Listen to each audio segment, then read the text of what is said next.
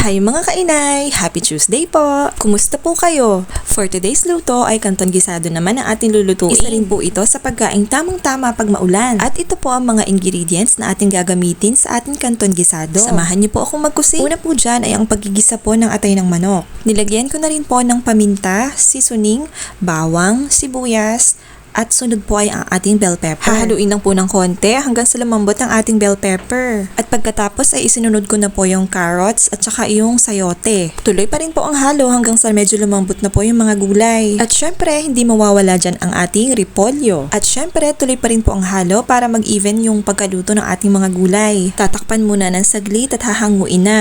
Sunod po na ipiprepare ay ang kanton naman. Sa tubig na may patis ay ating bahagyang lutuin ang ating kanton at maya-maya ay isama na rin po yung mga sahog, yung ating mga gulay na iginisa kanina. At ihalo lang po ng bahagya sa ating kanton noodles. At yan na nga po mga kainay ang ating finished product. Kain po muna tayo. Happy eating po! Sa susunod po ulit mga kainay, mag-iingat po palagi ha. Bye-bye!